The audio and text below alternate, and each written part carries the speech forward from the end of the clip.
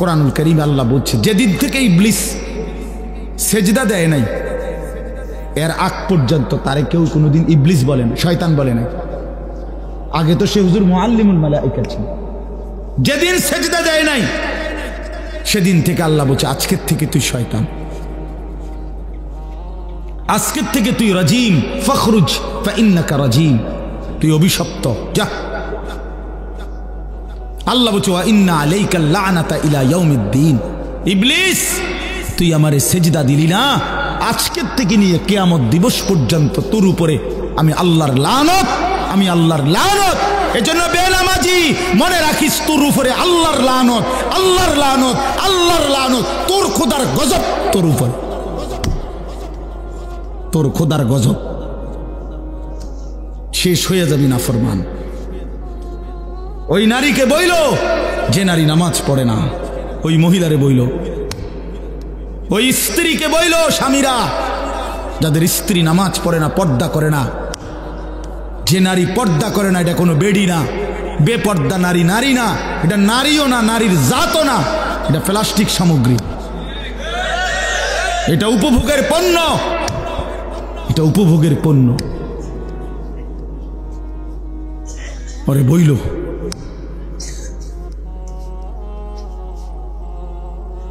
কোন যুক্তিতেই ইমানদার নাফরমান সন্তান, স্ত্রী, পুত্র, পরিজন বছরের পর বছর আমার আল্লাহর নাফরমানি করে যাবে, আর আমি এই ডাকাইতের লেগা বাড়ি করমু, ঘর করমু, দোয়ান করমু, বীর দেশের টিহা জমামু। বেড়ায় মুসলমান এত বেকুব হইবার কথা না, ওই বাপও বেকুব।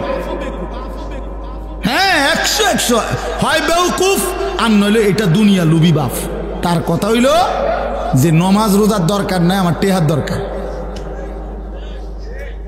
হ্যাঁ, তুই ফুতের নমাজ দিয়ে আমি কিতা করবো বেড়া, আমার টেহার দরকার, টেহা কামাই কর। এবার সুদে পারি, কিস্তিতে পারি, আমি টেহা ব্যবস্থা করে দিতে আছি, বিদেশ যা, পরে টেহা ফাটাইস, খালাস। আর নাই তো কোনো মুসলমান বাবা এটা মেনে নিতে পারবে না যে আমি মরে বাঁচা থাকতে বেটা তুই নামাজ পড়বি না, তোর জন্য আমার জিন্দিগির কামাই করবো। কেন কেন এটা দায়িত্ব দিছে কেউ আপনারে? এটা আল্লাহ বলে নাই, রসুল বলে নাই, কোরআন বলে নাই যে কোনো নাফরমান সন্তান আল্লাহর অবাধ্য একটা সেজদা দেয় না, এই বেঈমানের জন্য কামাই করতে হবে আপনাকে, এটা আল্লাহ বলে নাই। আপনি নলে জিজ্ঞাসা করেন, কোরআনুল কারীমের মধ্যে আছে স্পষ্ট। নূহ আলাইহিস সালামকে আল্লাহ বলছে ইয়া নূহ ইন্নাহু লাইসা মিন আহলিক ইন্নাহু আমালুন গায়রু সালিহ, কোরআন শরীফের আয়াত। ফালা তাসআলনি, হে নূহ বেঈমান নাফরমান সন্তান, এটা তোমার সন্তান নয়, এটা বেআমল, আমালুন গায়রু সালিহ। ফালা তাসআলনি, এমন বেঈমান সন্তানের জন্য তুমি আমি আল্লাহর কাছে কিছু চেও না। সরাসরি কোরআন শরীফের আয়াত, সূরা হুদের মধ্যে আছে। আল্লাহ বলছে, মানা করছে নাফরমান সন্তানের জন্য কিছু চাইও না, সাবধান। হ্যাঁ, হুজুর দোয়া করেন, বহুত কষ্টে আল্লাহ আল্লাহ করে 12 লাখ টাকা ব্যবস্থা করে দিচ্ছি। আল্লাহ আল্লাহ করে বলে ব্যবস্থা করছে, টাকা ব্যবস্থা করছে সুদে, কয় আল্লাহ আল্লাহ করে ব্যবস্থা, মিথ্যুক। টাকা দিয়ে লইলেন কিস্তিতে, টাকা লইল সুদে, টাকা লইল কিস্তিতে, অঙ্ক আল্লাহ আল্লাহ করে বলে টেহা ব্যবস্থা করছে। আল্লাহ আল্লাহ করে না সুদে, কিস্তিতে। হারাম টাকা নিলেন, আল্লাহ আল্লাহ করলেন কই? আল্লাহ আল্লাহ করলে তো আল্লাহরই ডাকতেন, ঠিক কি না বলেন না কেন? আল্লাহ আল্লাহ মানে তো হইলো যে আল্লাহ আপনার নাফরমানি করব না, প্রয়োজনে মরে যাব,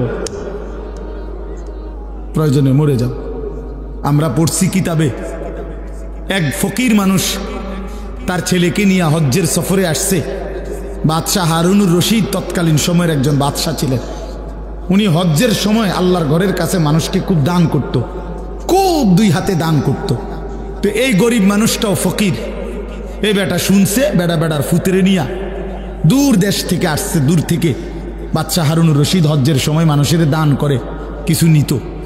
তো হজের সময় আইসা কাবা ঘরের কাছে মক্কায় আইসা বলছে, হারুনুর রশিদ কোথায়? তো লোকেরা দেখায় দিছে, ওই যে কাবা শরীফের সামনে দাঁড়াইয়া দোয়া করতেছে, কাবা ঘরের দিকে ফিরে, উনি হারুনুর রশিদ। তুমি পিছনে গিয়া দাঁড়াও, উনার মুনাজাত শেষ হইলে উনি দিব, ডান্স করবে, তুমি গিয়া দাঁড়াও। তো ওই লোক ফুতেরে নিয়া পিছনে দাঁড়াইছে। ওই ওই বাদশাহ হারুনুর রশিদ যে দোয়া করতেছে কাবা ঘরের সামনে দাঁড়িয়ে, তো পিছনে গিয়া দাঁড়াইছে, দাঁড়াইয়া শুনতেছে বেড়ায় দোয়া করেন ওই বাদশাহ। তো এই লোকটা অনেকক্ষণ শুনছে দোয়া যে কি কয়। লোকটা দেখতেছে হায় হায় এই বেড়া দি, বেড়ার সমস্যার শেষ নাই, বেড়া কত কিছু আল্লাহর কাছে চাইতেছে, কেবল বলতেছে কেবল বলতেছে, উনারই দি সমস্যার শেষ নাই, উনি আমারে কি দিব। শেষে এই লোক তার দিল খুলে গেছে, সে তার ছেলেরে বলতেছে ফুত যার কাছে চাইতে আসছি তারই তো সমস্যার শেষ নাই ফুত, সেই তো আরেকজনের কাছে চাইতেছে, সে আমারে কি দিবে রে বাপ, চল বাপ ফুত দুইজনে মিল্লা হারুন রশিদ রে বাদ দিয়া, হারুন রশিদ যার কাছে চাইতেছে চল আমরা বাপ ফুতো তার কাছে চাইছি, বাদ দে ওর কাছে চাইয়া লাভ কি, সেও তো আরেকজনের কাছে চাইতেছে, চল আমরাও চাই তার কাছে। তো আল্লাহর কাছে তো চাওয়ার কথা ছিল, আল্লাহ আমাদেরকে মাফ করে দেন। এই শেষ কথা হলো আল্লাহ বলেন অতএব এভাবেই একদিন মানুষগুলো ছিন্ন ভিন্ন হয়ে যাবে, আসমান জমিন ভেঙ্গে চুড়ে কিয়ামত সংঘটিত হবে, হাসরের মাঠ কায়েম হবে। ফাআম্মা মান সাকুলাত মাওয়াজিনুহু ফাহুয়া ফি আইশাতির রাদিয়া, সেদিন হাসরের মাঠে আমল নামা যার মিজানের পাল্লায় রাখলে নেকি ভারী হবে, সে আইশাতির রাদিয়া, সে সুশান্তিময় শান্তিময় সন্তুষ্টময় সুখের জান্নাতেই বসবাস করবে। ওয়া আম্মা মান খাফফাত মাওয়াজিনুহু, আর যার আমল নামা মিজানের পাল্লায় রাখলে গুনার পাল্লা ভারী হবে, নেকির পাল্লা হালকা হবে, আল্লাহ বলেন ফা উম্মুহু হাবিয়া, তার ঠিকানা হবে হাবিয়া নামক জাহান্নামে। জাহান্নামের একটা নাম, ওমা আদরাকা মা হিয়া। আল্লাহ বলছে বন্ধু জানেন হাবিয়াটা কেমন জাহান্নাম? নারুন হামিয়া, সবচেয়ে উত্তপ্ত জাহান্নামের সবচেয়ে গরম তীব্র প্রজ্বলিত আগুন হাবিয়া। নবী সাল্লাল্লাহু আলাইহি সাল্লাম বলছেন উম্মত তোমাদের দুনিয়ার এই আগুনের চাইতে 69 গুণ বেশি প্রচন্ড তীব্র গরম জাহান্নামের আগুন। নারুকুম হাযিহি জুজউম মিন 70 জুজআম মিন নারি জাহান্নাম, তোমাদের দুনিয়ার আগুন জাহান্নামের আগুনের 70 ভাগের 1 ভাগ। সাহাবীরা চিৎকার দিয়া বলছে ওয়া ইন্না যালিকা লাকাফিয়া, হে আল্লাহর নবী ইয়া রাসূলুল্লাহ, দুনিয়ার এই আগুনই তো জ্বলার জন্য যথেষ্ট। নবী বললেন তাহলেই বুঝো এর চাইতে 69 গুণ বেশি গরমটা কেমন গরম। এইটুকু আগুনের কি হালাত, এই আগুন জ্বললে কি পরিমাণ ছাই হয়ে যায়, তো জাহান্নামের আগুন কি হবে বাপ, তোমার কি হবে, আমার কি হবে, জিন্দেগির কি হবে। আর একটা কথা ছেলেরা শেষ আমি বলতেছি, এখানে একটা শব্দ আছে ফা উম্মুহু হাবিয়া, এই শব্দটার 2 অর্থ। এই উম্মুহু শব্দের একটা অর্থ হলো আল্লাহ তাআলা বলছেন এই যার আমল নামায় গুনার পাল্লা ভারী হবে তার ঠিকানা হবে হাবিয়া।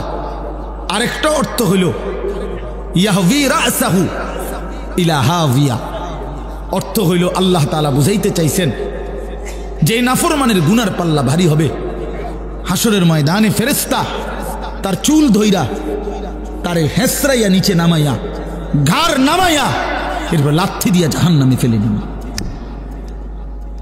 এইটার অর্থ এটা। তাফসিরে কুরতুবী, তাফসিরে ইবনে কাসিরের মধ্যে আমি নিজ চোখে পড়ছি ইয়াহবি রাসাহু, ফেরেশতা টেনে ধরবে তার চুল, দইরা তারে উঁচা থেকে নিচে নামাই দিবে, মাথা নামাইয়া ধাক্কা দিয়ে জাহান্নামে ফেলে দিবে। এইটার অর্থ হলো, আমি এটাই জন্য বলছি এ তোমরা যারা এই চুল, এই বেঈমানদের মতো চুল রাখো যারা, এ মনে রাখো তোমার এই চুল ধইরা ফেরেশতা তোমার ঘাড় নামাইয়া বেইজ্জতি কইরা জাহান্নামে ফেলবে, এটা মনে রাখো। কারে দেখে চুল রাখলা, কোন বেঈমান রে পছন্দ কইরা চুল রাখলা বাবা? তুমি মুসলমানের বাচ্চা না? তোমার আল্লাহ নাই? তোমার রসুল নাই, তোমার কোনো ধর্ম নাই, তোমার কোনো মা নাই, তোমার কোনো বাপ নাই, তোমার কোনো ইজ্জত নাই, তোমার কোনো সম্মান নাই। হিন্দুর কাছে হেরে গেলা কেন? ইহুদির কাছে হেরে গেলা কেন? খ্রিস্টানের কাছে হেরে গেলে কেন? বেঈমানের কাছে হেরে গেলা কেন? জানো মিয়া, আমি শেষ কথা মনে রাখো বাপ, আমরা বহুদিন বলছিলাম যে আজীবন ফিলিস্তিনে রক্ত ঝরবে, আজীবন রোহিঙ্গা আরাকানে রক্ত ঝরবে, আজীবন শুধু কাশ্মীরে রক্ত ঝরবে। এটা শেষ কথা না, এটা শেষ কথা না যুবক। আজকে ইসকনের গুন্ডারা বাংলাদেশের জমিনে, ইসকন নামে এই হিন্দু সন্ত্রাসীরা, হিন্দু গুন্ডারা ইসকনের নাম করে বাংলাদেশের জমিনে প্রকাশ্য দিবালোকে 92% মুসলমানের বাংলাদেশে, যেখানে ফজরের আজানের ঘুম ভাঙ্গে, যেই জমিনে লক্ষ লক্ষ কোরআন তিলাওয়াত হয়, যেখানে লাখ লাখ তালেবে ইলম আল্লাহর কোরআন মুখস্থ করে, যেখানে প্রতিদিন 5 ওয়াক্ত নামাজ হয়, আজান হয়, এই বাংলাদেশের সবুজ শ্যামল জমিনে প্রকাশ্য দিবালোকে ইসকনের হিন্দু বেঈমানরা, হিন্দু সন্ত্রাসীরা, উগ্রবাদীরা আমার বাংলাদেশের জলজ্জান্ত একজন অ্যাডভোকেট মুসলমানকে সাইফুল ইসলাম আলিফ নামে তারের প্রকাশ্য দিবালোকে জবাই করে ফেলছে, জবাই করে ফেলছে। জানো মিয়া, মোবাইল টিপো বইয়া বইয়া, মানুষের বেড়ি দেখো আর উলঙ্গ নাচ দেখো। মনে রাখো, আমি যদি আর কোনোদিন বলতে নাও পারি, একবারই বললাম, মনে রাখো ছেলেরা, দুশ্মন বুঝাই দিছে, সুযোগ পাইলে সে তোমারও ছাড়বে না, আমারও ছাড়বে না। বুঝছুনি বাপ? ওই অ্যাডভোকেট তো হুজুর না,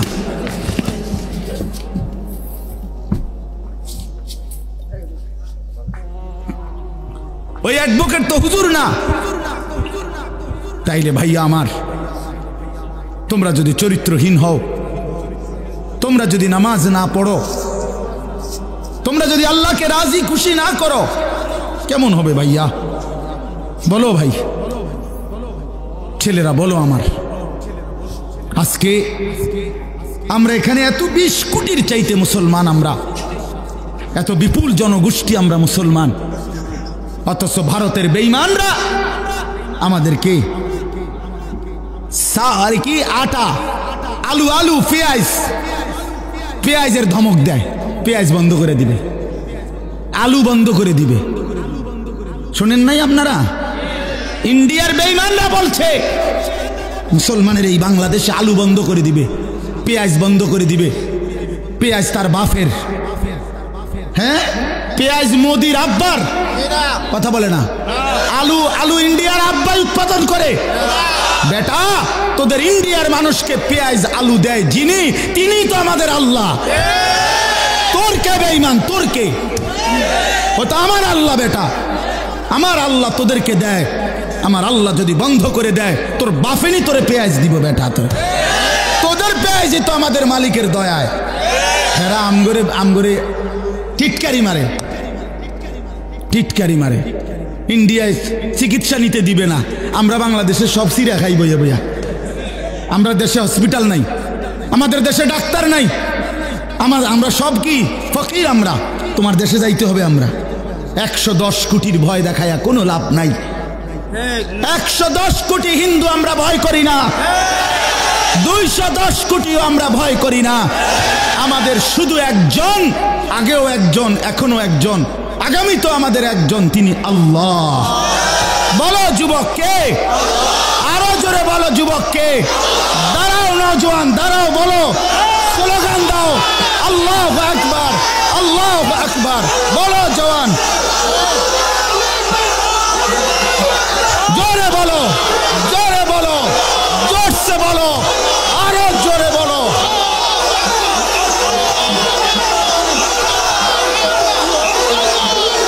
আল্লাহ বড়, আল্লাহ বড়।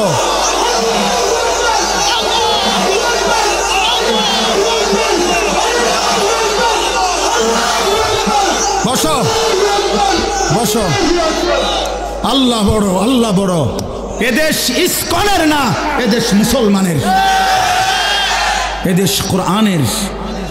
আমরা আজান দিয়ে ঘুম থেকে জাগি, তোদের মতো বেঈমান ভ্যাঁ ভ্যাঁ করো, তোদের এসব ভ্যাঁ ভ্যাঁ শূন্য আমরা জাগি না।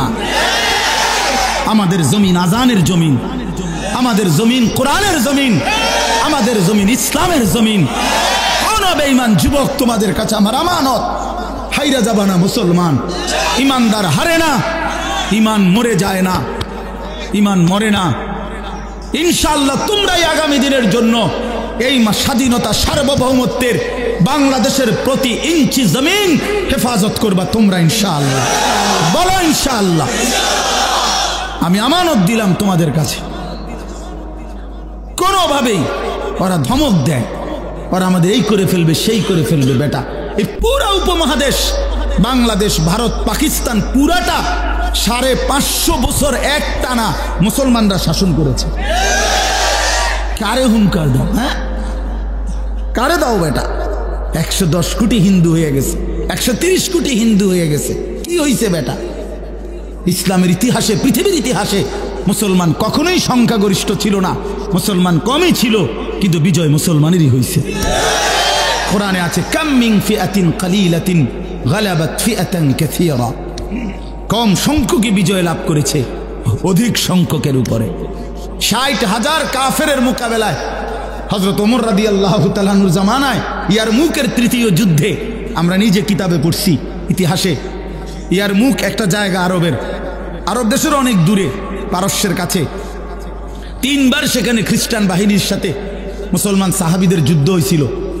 তৃতীয়বারের যুদ্ধে খ্রিস্টান বাহিনী ছিল 60,000। হযরত ওমর রাদিয়াল্লাহু তাআলা আনহু মদিনায় পরামর্শ বসছিলেন যে 60,000 কাফেরের মোকাবেলায় কয়জন পাঠাবে সৈন্য। তখন সাহাবীরা পরামর্শ দিছে, কেউ বলছে 6,000, কেউ বলছে 3,000, এমনি এমনি বলতেছিল। সর্বশেষ ওমর রাদিয়াল্লাহু তাআলা আনহু হযরত খালিদ ইবনুল ওয়ালিদকে জিজ্ঞেস করছিল। উনি ছিলেন খালিদ, 60,000 দুশমনের মোকাবেলায় মদিনা থেকে কয়জন পাঠাইতাম? হযরত খালিদ ইবনুল ওয়ালিদ বলছে, আমিরুল মুমিনিন, একা খালিদকে পাঠাইলেই চলে, খালিদকে পাঠাইলেই চলবে। হযরত ওমর রাদিয়াল্লাহু তাআলা বলছে, বলো কি খালিদ, একাই চলবে? তুমি একাই যুদ্ধ করবা? বলো কি তুমি? তো তিনি বলছে, আমিরুল মুমিনিন, আমি এটা অহংকার করে বলি নাই, আমি বলছি এই কারণে যে আমার নবী বলছে, মাসালুল্লাযী ইয়াযকুরু রাব্বাহু ওয়াল্লাযী লা ইয়াযকুরু রাব্বাহু কামাসালিল হায়্যি ওয়াল মাইয়িত। যারা আল্লাহকে স্মরণ করে তারা জীবিত, যারা আল্লাহকে স্মরণ করে না তারা মৃত। 60,000 বেঈমান তো এমনি মুর্দা, জীবিত তো কেবল আমি। জীবন্ত তো আমি, শুধু আমি আল্লাহরে ডাকি, আমি তো শুধু জীবিত। ওইটা এমনি মুর্দা, ওই 60,000 কি আর 60 লাখ কি? আল্লাহু আকবার, আল্লাহু আকবার। আল্লাহ আমাদের সন্তানদেরকে, আগামী যুবকদেরকে এমন ঈমান দান করেন। ইসলাম হারবে না ইনশাআল্লাহ, কোরআন হারবে না ইনশাআল্লাহ। দেখবা একদিন ইনশাআল্লাহ, তোমরা বাইচা থাকলে আল্লাহ তুমগরে হায়াত দারাজ করেন, দেখবে একদিন, শুনবা একদিন ফিলিস্তিন বিজয় হয়েছে, ইসরায়েলের কুত্তারা হাইরা গেছে ইনশাআল্লাহ। দেখো, শুনবা একদিন, শুনবা রোহিঙ্গা মুসলমানরা বিজয়ী, বার্মার কুত্তারা হেরে গেছে। একদিন শুনবা কাশ্মীর বিজয় হয়েছে, ভারতের আধিপত্যবাদ, পৌত্তলিকতাবাদ হেরে গেছে। শহীদ সাইফুল ইসলাম আলিফের রক্তের উপর ইনশাআল্লাহ ইসকন নিষিদ্ধ হবে, বাংলাদেশে কালেমার পতাকা উড়বে।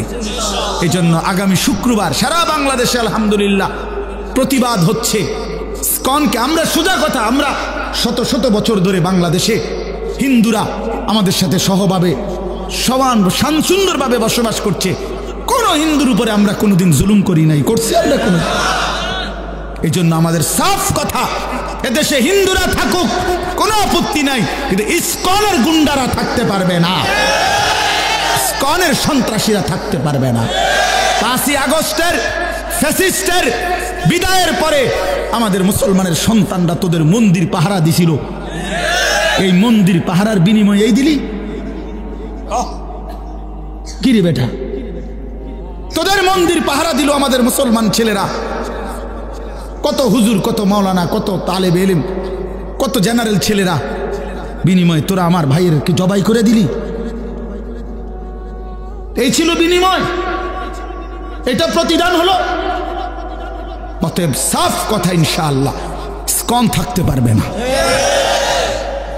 ওরা উগ্র, ওরা সন্ত্রাসী, ওরা হিন্দু সন্ত্রাসী। সাধারণ হিন্দুদের সাথে তাদের কোনো সম্পর্ক নাই।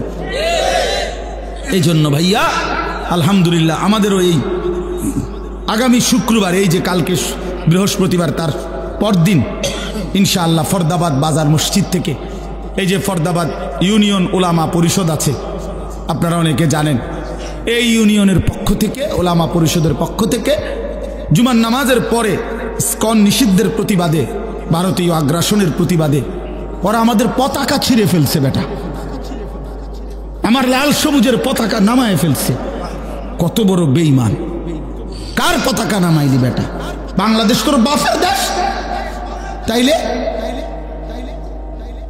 অতএব এই ওলামা মাশায়েখ, এই পরিষদের উদ্যোগে যে মিছিল হবে, বিক্ষোভ মিছিল, আমার অনুরোধ, তোমরা নওজোয়ান যারা এখন আসো সবাই ওয়াদা করো যে ইনশাআল্লাহ এই জুমা তোমরা এই মিছিলে যাইবা। বলো বলো ইনশাআল্লাহ। কি বারে? কি বারে?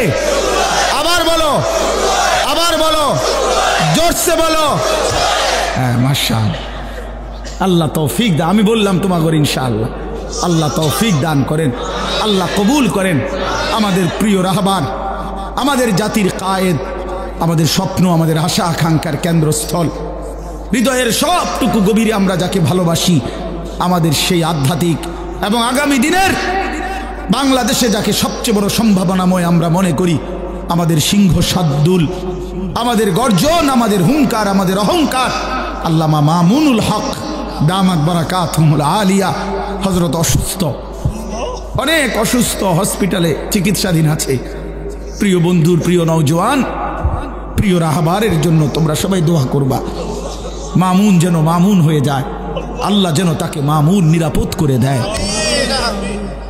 তার প্রতিটা আওয়াজ, তার প্রতিটা শব্দ, হুঙ্কার লাখো কোটি যুবকের কলিজা নাড়ায় ফেলে। তিনি যখন আওয়াজ করে তখন বাঘের গর্জন শোনা যায়। মামুনুল হক যখন দাঁড়ায় তখন মিছিল হয়ে যায়। মামুনুল হক যখন হাঁটতে থাকে তো লাখো মানুষের জমায়েত পিছনে ছুটতে থাকে। আল্লাহ তাআলা তাকে সিহতে আফিয়া দান করেন। আল্লাহ তাআলা আমাদের সবাইকে ঈমান ইসলামের জন্য কবুল করেন। জীবন তো একটাই, মরতেই হবে যখন, শহীদি মরণ দিও আমাকে। মরেই তো যাব বন্ধু, আল্লাহর জন্য জান দিয়ে যদি মরে যাই কোনো সমস্যা, কোনো সমস্যা। আমার পুতের লগত আমি বুঝাপড়া করে লইছি, এতে কইয়া রাখছি, পুত গেলে গেছি আমি, কোনো অসুবিধা নাই বাপ, আগামী দিনে তুই লড়বি ইসলামের জন্য বেটা। আল্লাহ আমাদের প্রত্যেককে কবুল করেন, এই মাদ্রাসাকে কবুল করেন, এই মাদ্রাসার তামাম জরুরত আল্লাহ তাআলা পূরণ করে দেন।